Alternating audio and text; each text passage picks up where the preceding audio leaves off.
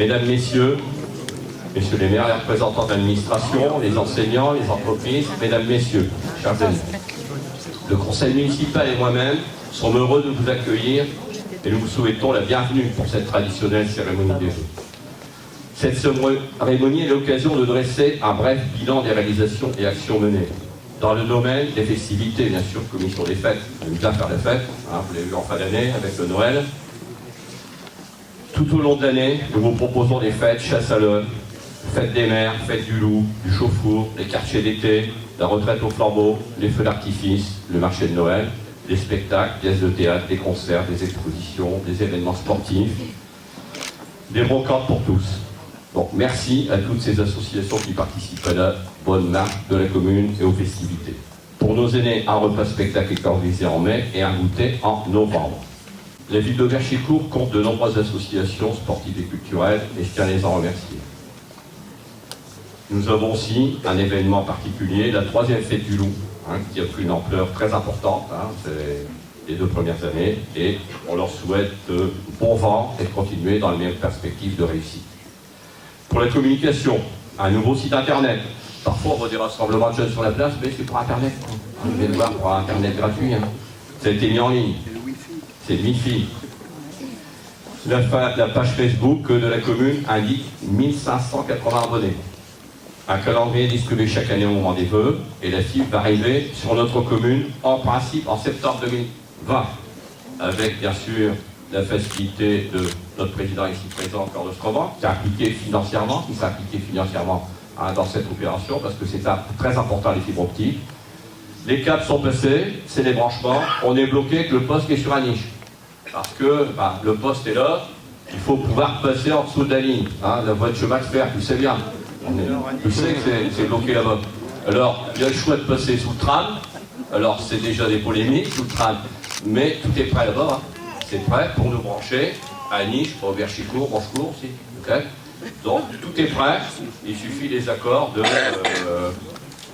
des SNCF, au réseau ferré. En gros, c'est ça, on en est là. Je pense que ça va avancer. On a déjà eu des réunions, ça fait 2 mois, mais on est en bonne voie pour 2020. Bilan de la politique de la ville, qui est très important concernant la politique de la ville. La commune s'attache chaque année à mettre en place des différentes actions depuis plusieurs années. Ça démarre en 2014, à savoir la politique de la ville, c'est le quartier qui est rue de Douai, cité du Garage, avec les communes environnantes, et Caillou entre autres. Ça permet d'avoir un ensemble avec projets de généraux de se tenir et développer des initiatives citoyennes. La mise en place des quartiers prioritaires par l'État. Auberchicourt a la volonté de développer, bien sûr, sa démocratie locale par la création d'un conseil citoyen, acteur principal des actions menées sur notre commune dans le cadre de la politique de la ville. Le fonds de travaux des habitants, dispositif qui permet la réalisation de micro-projets d'aménagement urbain tels que le refroidissement de la résidence des Oliviers, la résidence du Fresque, l'école maternelle, de la paix et bien d'autres projets avec en lien le conseil citoyen. Pour un coût financier de 12 487 pour la commune, mais subventionné à hauteur de 7 632. Quand vous passez au Douai, vous êtes aperçu qu'il y a un verdissement très important. Mais ça fait partie aussi de l'aménagement avec le fonds de travaux urbains pour le florissement. Les projets d'initiative citoyenne, la région en partenariat avec la collectivité permet le financement rapide et souple de petits projets associatifs. Depuis 3 ans, la commune a versé 3 650 € à différentes associations pour animer notre commune. Nos quartiers d'été, initiative originale lancée par la région. Le conseil citoyen s'attache à développer chaque année, qui représente 10 521 € de dépenses communales et 10 035 € de subventions régionales depuis la mise en place. Dans le cas du contrat unique d'agglo, signé avec l'État, la commune a su développer des actions de proximité avec les habitants. Personnes dans leur insertion sociale par un d'actions sportives et culturelles comme les tournois sportifs, les ateliers graphes, et ça permet aux familles d'avoir accès aux loisirs. Vous avez eu des voyages à Berck, des voyages dans différents pôles d'activités. Un volet insertion sociale et professionnelle également peut être financé par l'État, avec la possibilité pour les jeunes de 16-25 ans accompagnés dans leur démarche pour la recherche d'emploi. Courant 2016, la participation d'un éducateur aussi de rue a permis de rentrer en dialogue. En 2018, une action également peut être développée avec la commune des Caillons. Le partenariat s'inscrivait dans la volonté de développer une collaboration intercommunale en matière d'action jeunesse. C'est donc 66 jeunes qui ont suivi régulier et ont pu bénéficier d'un accompagnement. La commune attache une réelle importance à travailler étroitement avec le conseil citoyen pour répondre au mieux, bien sûr, aux besoins des habitants dans les quartiers prioritaires. Tout ça, c'est des coûts. C'est 24 627 de subventions d'État pour les actions de contrôle d'agglo et 10 000 de dépenses communales. La commune participe, mais c'est un ensemble et qui favorise l'insertion au niveau de la population et des formations. Depuis 2019, force est de constater que l'emploi et le développement économique restent une problématique pour chacun. La commune a souhaité s'engager dans une action intitulée l'emploi et si on en parlait. On a encore eu des réunions dernièrement, depuis 3 mois. Portée par le contrat d'agglomération urbain, celle-ci vise essentiellement à proposer aux personnes de rentrer dans une démarche de remobilisation de leur parcours de vie et professionnel, qui est très valorisant. Moi j'ai rendu visite à ces personnes. Il y avait encore une interview tout à l'heure. C'est en moyenne 10 personnes qui ont eu l'occasion de participer à la réalisation de CV vidéos et ainsi compléter leur candidature par la réalisation de tournages, de présentations. Une vingtaine d'habitants du territoire ont eu la possibilité de se former sur les bases de l'informatique avec l'opportunité de repartir avec un ordinateur pour la somme modique de 15 € subventionné par la région. Donc les gens sont très enthousiasmés, ils sont très satisfaits. Je me suis rendu compte, il y a Sandra et Sabrina qui suivent ce projet et les gens sont tout à fait satisfaits. D'ailleurs, en cours de formation depuis 3 mois, de retrouver immédiatement du travail. Se valoriser, c'est un savoir-être et pouvoir rentrer en contact avec d'autres. Seront proposés également la découverte et des dispositifs du territoire de la CCO, bien sûr, avec le centre de formation, la ferme des Vanneaux et encore Écaillon Solidarité Insertion. La possibilité de rencontrer des employeurs afin de se familiariser, parce que ce sont des personnes qui sont très éloignées de l'emploi. Donc dans le cadre du développement économique, bien sûr, tout ça va de pair avec le développement économique, parce que la priorité de notre président Frédéric Delannoy, en début de mandature, c'était la création d'emplois.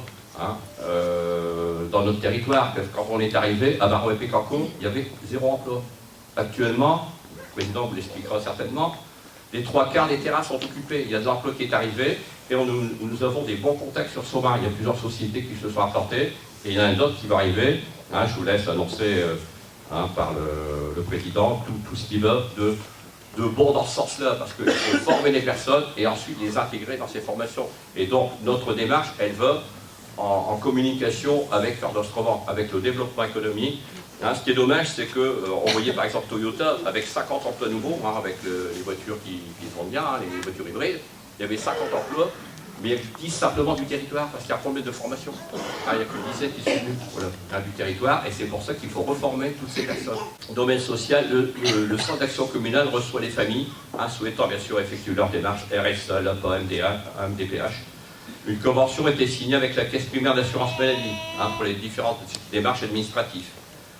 Nous avons bénéficié de la présentation concernant une mutuelle et les bénéficiaires du CCS reçoivent un bon mensuel, bien sûr, un colis de Noël. L'accueil de loisirs aussi, 40 à 50 enfants pour le périscolaire, 50 enfants pour la petite vacances scolaires, 50 enfants en juillet et 100 en août.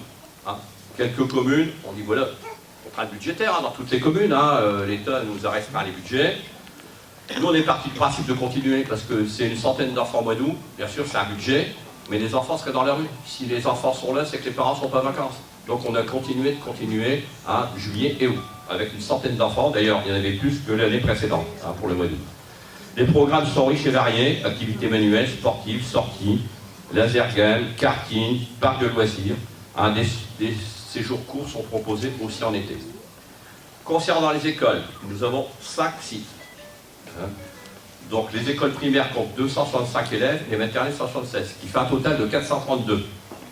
Donc une commission, bien sûr, est composée de 6 élus qui s'investissent en corrélation avec les directrices qui sont ici présentes et les enseignants. Donc pour les écoles primaires, il y a une journée découverte à Berck, des séances de basket et volley. Une fois par semaine, les élèves se rendent à la piscine d'Ornain, du CP. Tout ça, c'est un coût, mais c'est important, parce qu'il faut savoir nager, avoir quitté Auverchicourt pour aller au collège. Mais heureusement qu'Ornain était là, parce que même Marc a eu des problèmes sur la niche, pour retrouver, parce qu'avec les problèmes de la piscine de la niche, c'est pas évident de trouver un lieu pour pouvoir apprendre à nager aux enfants. On nous dit qu'il faut les apprendre à nager, mais il y a des problèmes de moyens en place. La cantine accueille chaque jour entre 160 et 296 enfants. Quand c'est le repas de Noël ou le repas McDo, il y a une affluence. Mais on accepte de gérer ça. C'est pas simple, parce qu'il faut le personnel d'encadrement adapté. Faut être réactif. Les chefs d'entreprise le savent, qu'il faut être réactif, mais c'est pas toujours évident. Donc, concernant le cadre de vie et l'environnement, nous avons créé de nouveaux espaces, la place des Rosiers, quartier du Chauffour, le centre-ville, que vous avez vu ici, avec le nouveau square derrière le monument. Des plantations ont été faites par nos soins, par une société de réinsertion. Nous ferons aussi de l'insertion avec les personnes, et environ plus de 3000 plants. Nous avons planté aussi 16 beaux arbres en fin d'année, parce que pour les avoir plus tard, il faut les planter, c'est pas pour nous, mais c'est pour les autres, genre ils sourient. Ça c'est vrai. Le service technique, la chambre d'entretenir 70 hectares, avec bien sûr des associations. Sensibiliser les générations futures aux enjeux écologiques, d'ailleurs par l'environnement, mais aussi par l'habitat. Nous avons aussi intervenu au niveau de l'habitat, à faire du BBC et avec aussi la Maison Cité, qui a joué le jeu avec nous pour commencer à rénover beaucoup de maisons. Bien sûr, il y aura aussi le RBM, que le président vous parlera certainement, c'est encore autre chose, quoi. Le Terri Sainte-Marie, qui a été reconnu en 2019, site prioritaire, de le cas de la nouvelle stratégie départementale des espaces naturels du Nord. Donc les futurs panneaux indiqueront le classement UNESCO, et un nouvel observatoire sera installé. D'ailleurs, Charles il s'était rendu sur cette visite. Il y a des gros travaux qui seront engagés sur le Terri, parce que c'est un site prioritaire du département, et on l'a chez nous. C'est bien d'avoir conservé un Terri, mais les Anichaux peuvent venir, ils sont juste à côté. Concernant les travaux réalisés, bien sûr, l'isolation des toitures, travaux dans les classes, c'était toutes les créations de fossés, bien sûr, il y avait l'isolation du Limet, avenue du Limet et rue d'Auxerre, on n'a plus de réclamation, malgré les orages. Travaux de conformité des sanitaires, accessibilité handicapée, création d'un parking, rue d'Auxerre et rue de Douai, travaux de voirie avenue Concorde, du quartier des Chauffours, donc différents travaux. Donc pour le chauffage, bien sûr, c'est la société d'Actium qui est chargée d'entretenir tous ces matériels, en remplacement des thermostats et pour être plus performant. Donc en ce qui concerne ici la cité du garage. La cité du garage, c'était une des priorités. 78 logements. Il a fallu un mandat pour démolir. Il y avait 85 logements qui étaient obsolètes. Il y a 70 logements de basse consommation, 19 logements en béguinage et 19 qui sont en loyer. Donc 2 privés, ça fait 21. Ils sont tous vendus actuellement. Tout est vendu. Il faut savoir que par le biais, c'est en contrat de ville. Et le contrat de ville, c'est le TEA 5.5 ou le PEVA. Donc vous avez 5.5 pour le terrain et 5.5 pour l'habitation. Donc vous gagnez sur les deux plans, une maison moyenne, vous gagnez 20 000 €. Et c'est pour ça qu'il y a beaucoup de jeunes qui se sont installés rue de Joigny. C'est un quartier en complète rénovation, en plus avec des logements de qualité. Ça sera moins énergivore, on voit les bâtiments F4 qui sont installés. Actuellement, les personnes consomment environ 80 € par mois, au lieu d'en consommer 150. Alors, je m'étais rendu avec le RBM quand on a posé la première pierre en renard, on voyait des personnes, ça leur coûtait 250 à 300 € tous les 2 mois, 150 à 180 € de chauffage tous les mois avec des petits budgets, tout en ayant froid. Il y avait des pulls quand on est allé, et tout ça, nous, c'est en béton cellulaire, je vous dis, et je l'ai bien chauffé 80 € par mois.